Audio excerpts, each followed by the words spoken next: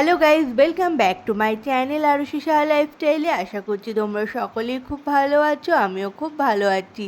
আজকে যেহেতু লোকনাথ পুজো, তো সকাল সকাল ঘুম থেকে উঠে চলে এসেছি ফুল তুলতে। আর দেখো আমাদের বাড়িতে কত ফুল হয়েছে।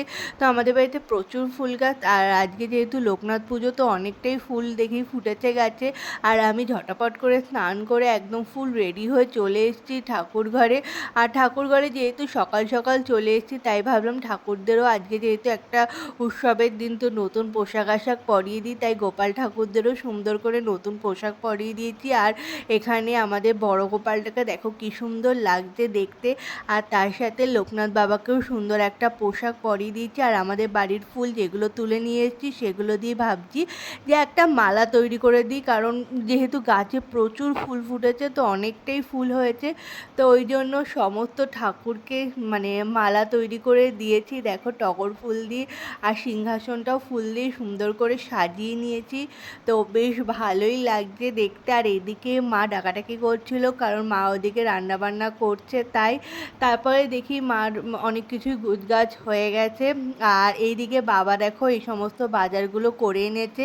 যেহেতু আমাদের বাড়িতে আজকে লোকনাথ পুজো হচ্ছে, তাই জন্য মা মানে ভোগ দেবে ঠাকুরকে, তো সেই জন্য বাবার সমস্ত কিছু বাজার করে নিয়ে চলে এসছে।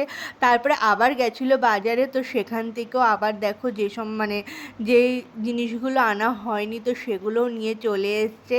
তো যেইগুলো আজকে রান্না হবে, তো সেই সমস্ত জিনিসগুলো নিয়ে এসছে। এখানে ফুলকপি দেখতে পাচ্ছ, কারণ আজকে ফুলকপি দিয়ে একটা নতুন রেসিপি করা হবে। কলা নিয়ে এসছে, ঠাকুরের জন্য মালা নিয়ে এসছে।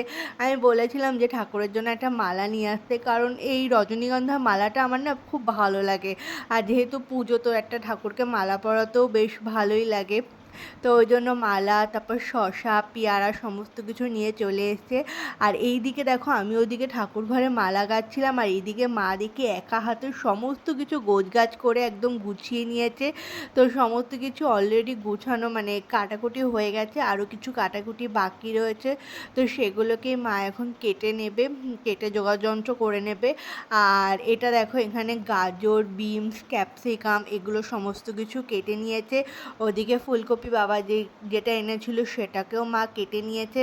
তারপর যে মালাটা এনেছিল, আমি বললাম না বাবা একটা মালা এনেছে লোকনাথ বাবার জন্য, তো সেই মালাটা নিয়ে আমি কি করেছি ওপরে চলে এসেছি ঠাকুর ঘরে। তো এখন সুন্দর করে ঠাকুরকে সেই মালাটাই পরিয়ে দিচ্ছি।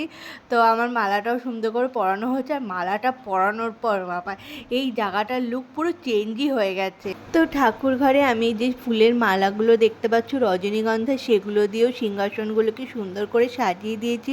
তারপরে না আমার একটু কেমন খালি খালি লাগছিল। তারপর না মনে হচ্ছিল কি একটা নেই। তো টুনি লাইটটা জ্বালানোর পর বেশ ভালো লাগছিল।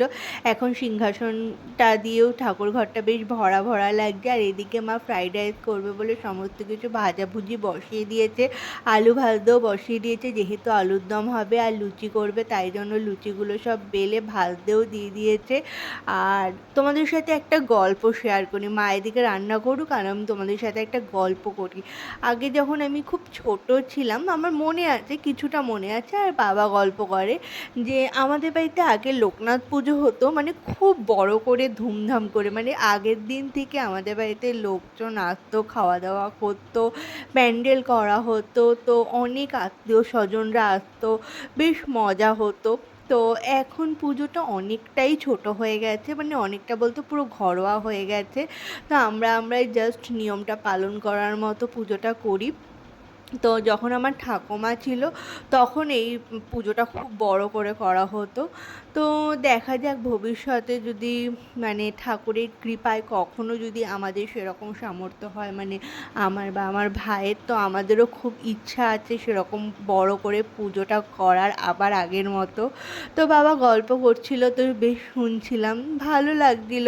বাট একটু কোথাও কষ্টও হচ্ছিলো যে হ্যাঁ আগে যতটা লোক হতো এখন কেউই হয় না, আমার নিজেরা নিজেরা পুজো পুজোটা করি, তাও বেশ মজা করে আনন্দ করেই পুজোটা হয়। আর ঠাকুর যদি চায় কখনো তো আমরাও সেরকম বড় করে করব। তো বলতে বলতে এদিকে মার সমস্ত কিছু রান্নাবান্না হয়ে গেছে, ঠাকুরের সামনে মানে ভোগ দিয়েও দিয়েছে। চলো কী কী আইটেম আজকে করা হয়েছে সেগুলো তোমাদের সাথে একবার শেয়ার করি। এখানে রয়েছে দেখো ফ্রাইড রাইস, বেগুনি, পটল ভাজা, আলু ভাজা, আলুর দম, ফুলকপির কোরমা, আর এদিকে রয়েছে চাটনি, পায়েস, মিষ্টি, দই, ফল, লুচি, মিষ্টি, পাঁপড়, আম, সমস্ত কিছু মানে অনেক কিছু আইটেম আজকে করা হয়েছে। তো ঠাকুরকে ভোগ দেওয়া হয়ে গেছে, এখন ঠাকুর খাক। তো ঠাকুর খেলেই আমাদের খাওয়া, মানে ঠাকুরের জন্য এত আয়োজন, এত সমস্ত কিছু, এখন ঠাকুর সমস্ত কিছু ভালোভাবে খেয়ে নিই আর আমরাও একটু ভালো করে পুজোটা করে নিই। আর পুরো সিংহাসন দিয়ে ঠাকুর ঘরটাকে জাস্ট অসাধারণ লাগছে। আর পুরোহিত হিসাবে আমার মা রয়েছে।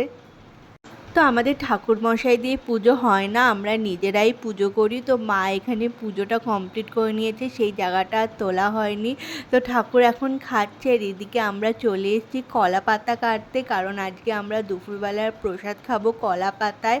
তো সেই জন্য এখানে ভাই কলা পাতা কেটে নিচ্ছে, আর আমাদের বাড়িতে প্রচুর কলা গাছ, তাই কোনো সমস্যা নেই কলা পাতা খেতে। তো এখানে ওই জন্য কলা পাতা কাটা হচ্ছে, আর এখানে বাবাও হেল্প করছে। আর ঠাকুরের প্রসাদ সমস্ত কিছু নামিয়ে নিয়ে আসা হয়েছে। এখানে ঠাকুরের প্রসাদ হিসেবে মিষ্টির জল ছিল, তো সেটাই ফার্স্টে খেয়ে উপোস ভঙ্গ করে তারপর আস্তে আস্তে মা সমস্ত প্রসাদ দিয়ে দিচ্ছে। তো সেগুলোই এখন খেয়ে নিচ্ছি। তো চলো, অনেকটাই বেলা হয়ে গেছে, মানে 4টে প্রায় বাজতে যায়। তো এই অবস্থা আমরা এখন খেতে বসছি সবে। তো এখন ঠাকুরের প্রসাদগুলো খেয়ে নিই। আর প্রত্যেকটা রান্না এত সুন্দর হয়েছে, মানে বলে না যে ঠাকুরের রান্নার একটা মহিমাই হয় আলাদা। তো প্রত্যেকটা রান্না এত সুন্দর হয়েছে আর এত ভালো হয়েছে যে মুখে লেগে থাকার মতো। তো আজকের মতো ভিডিওটা এখানেই শেষ করে দিচ্ছি। আমার ভিডিও যদি তোমাদের ভালো লেগে থাকে তাহলে লাইক, কমেন্ট, শেয়ার অ্যান্ড চ্যানেলটিকে সাবস্ক্রাইব করে দিতে ভুলো না। তো চলো আজকের মতো এখানেই টাটা, বাই বাই, নেক্সট ভিডিওর অপেক্ষায় থেকো।